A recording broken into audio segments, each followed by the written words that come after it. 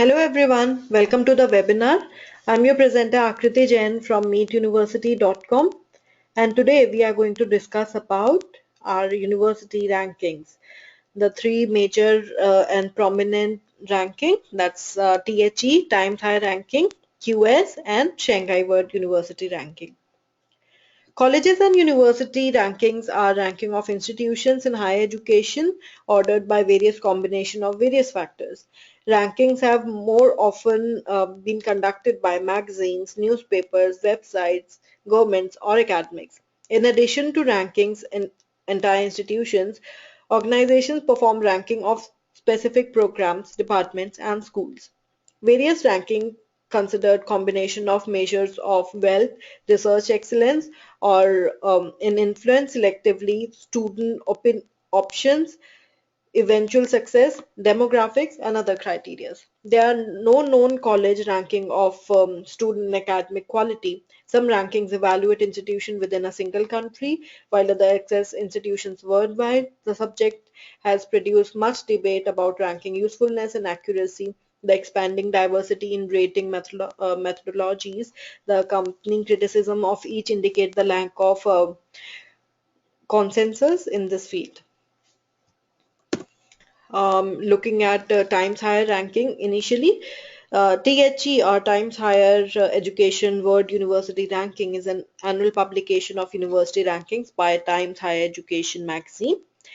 It had previously collaborated with the QS to announce the THE-QS World University Ranking from 2004 to 2009 before the partnership was terminated and both started to publish their own league tables.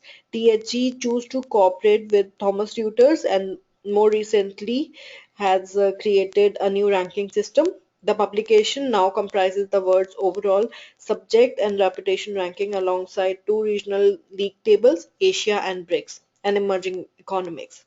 Times Higher Education World University Ranking is considered as one of the most widely observed university measures. It is praised for having a new observed methodology, but undermining non-English instructing institutions and being commercialized as the major criticism. The criteria and weighing the inaugural 2010 to 2011 methodology is 13 separate indicators grouped under five categories: teaching, which consist of 30% of final score; research, again 30%; citations, research impact worthy of 32.5%; international mix worthy of 5%; industry income worthy of 2.5%.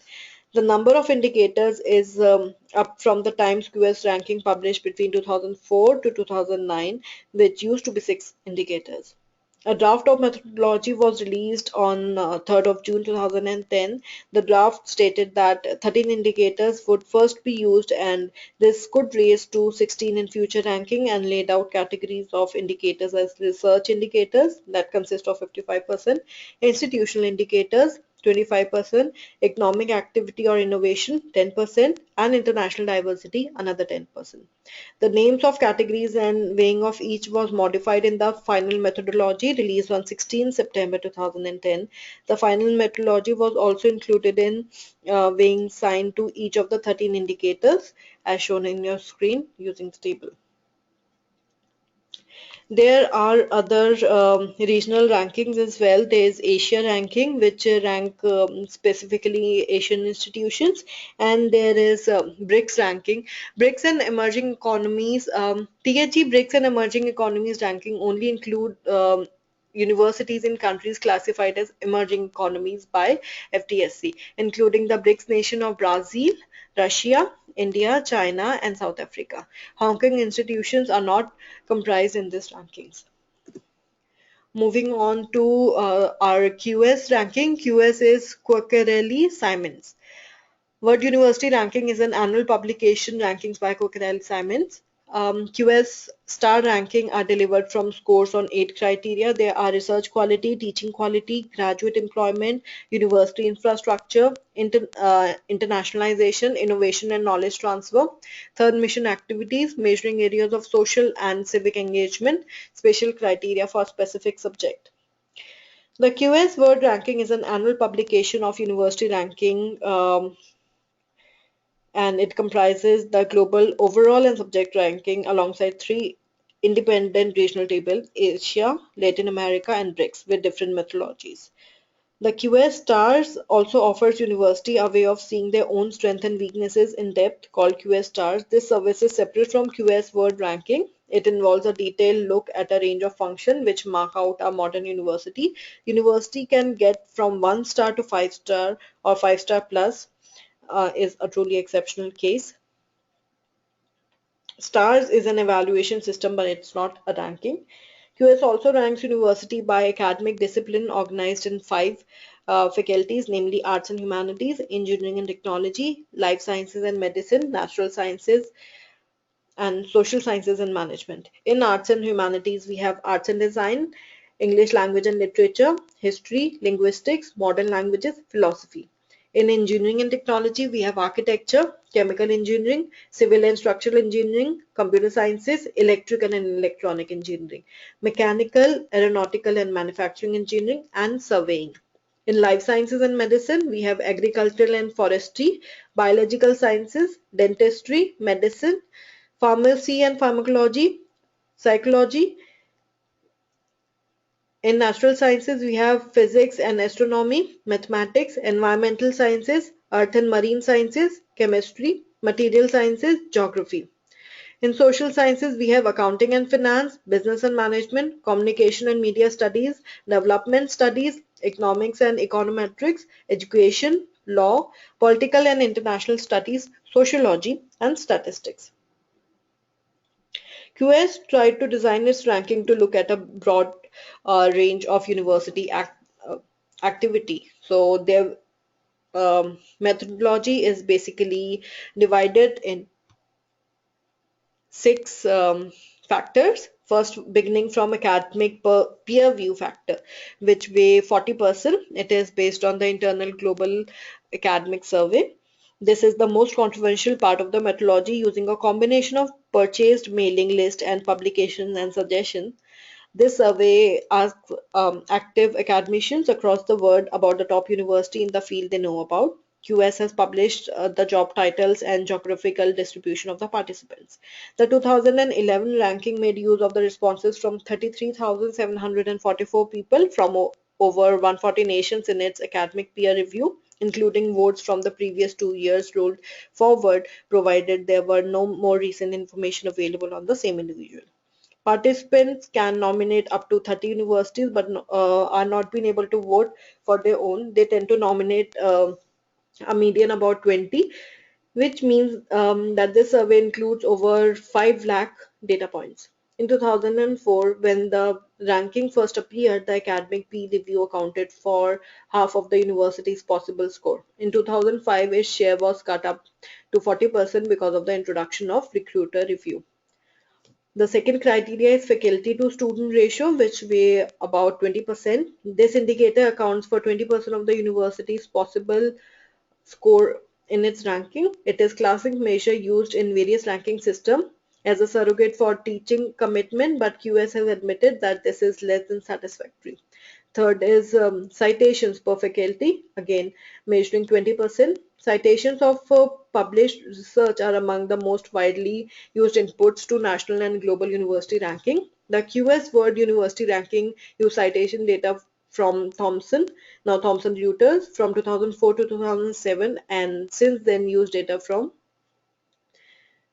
the total number of citations have for a 5 year period is divided by a number of academicians in the university to yield a score of for this measure, which accounts for about 20% of the university's possible score in its ranking.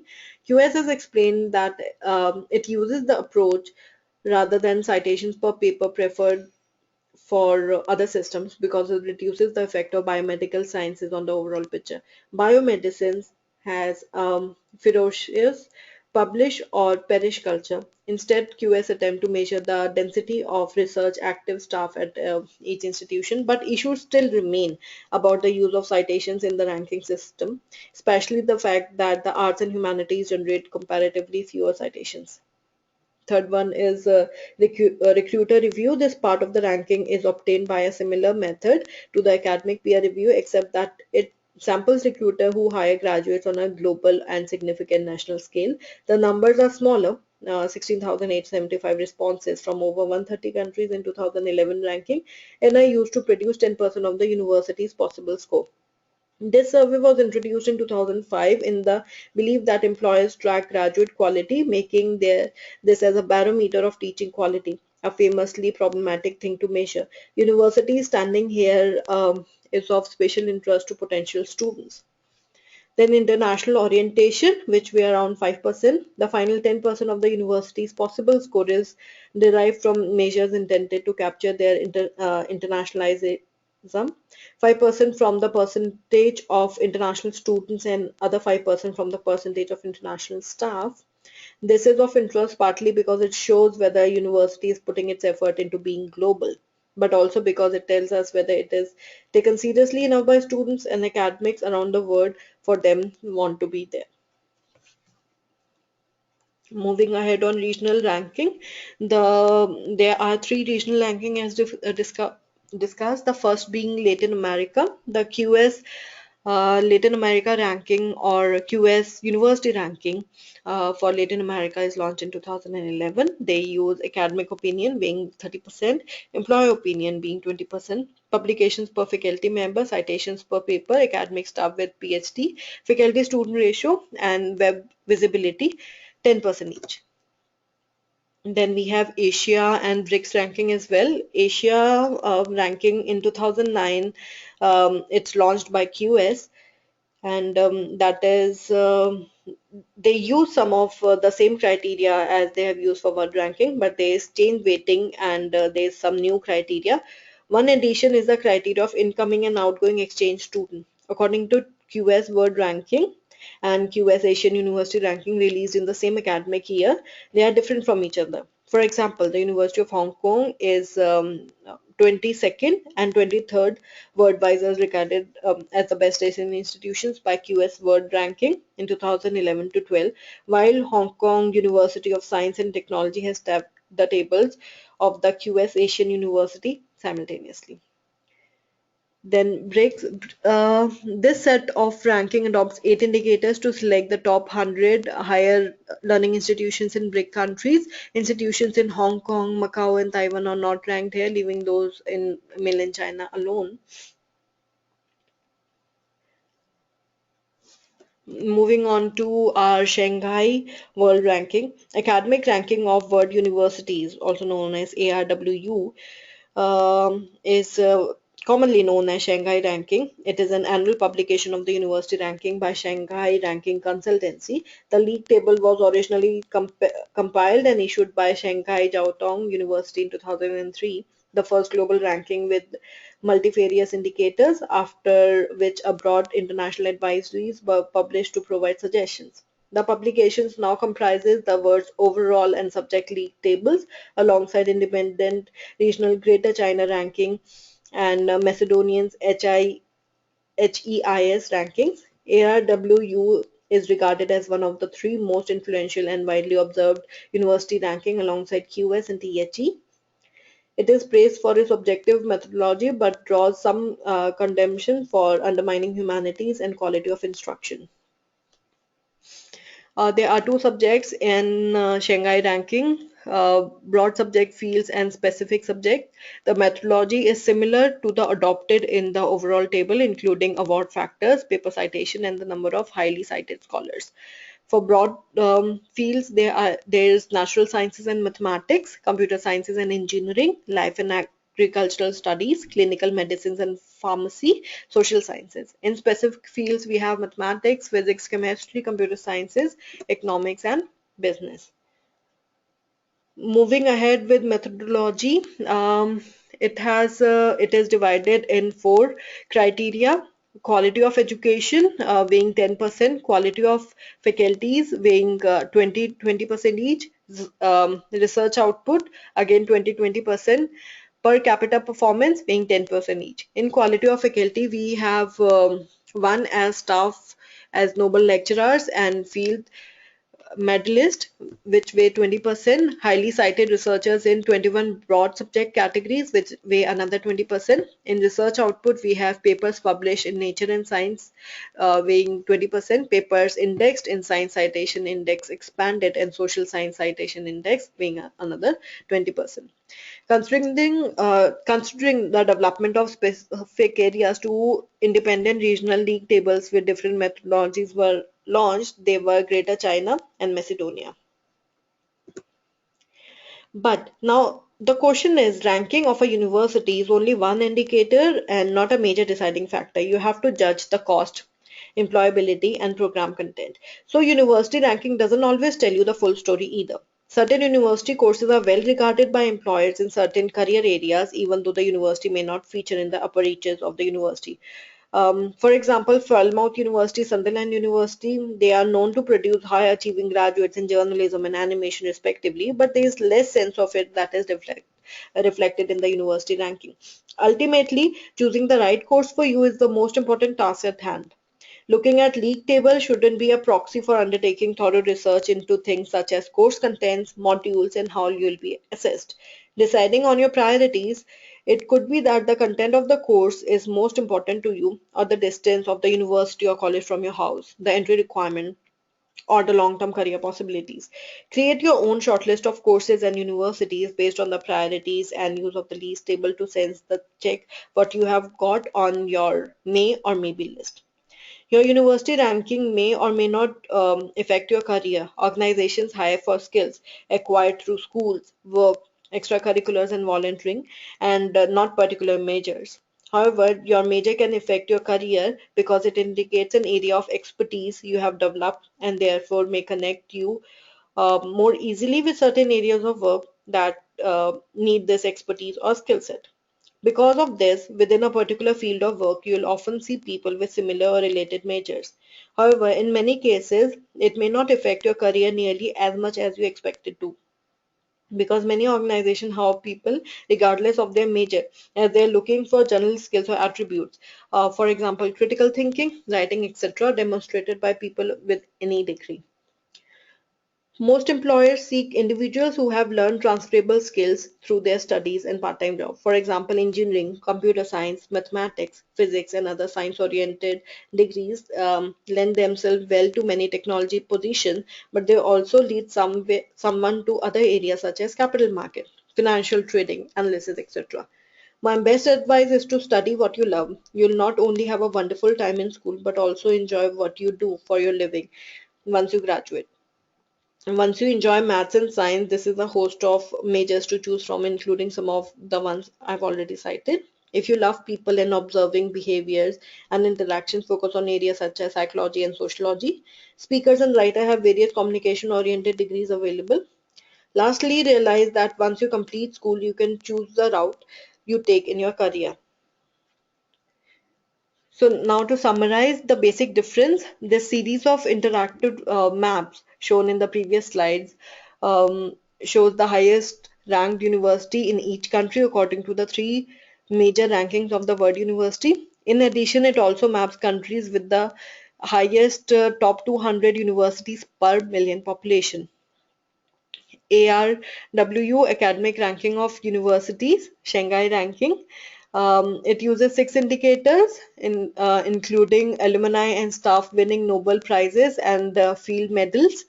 Also, the highly cited researchers, articles published in Nature and Sciences, articles indexed in the Science Citation Index, and per capita performance with respect to institution size. The QS World Ranking includes academic peer review. It weighs it to 40%. Recruiter review gives has been given a weightage of 20%. Faculty student ratio has been given a weightage of 20% again. Citations per faculty 20% and international orientation 10%.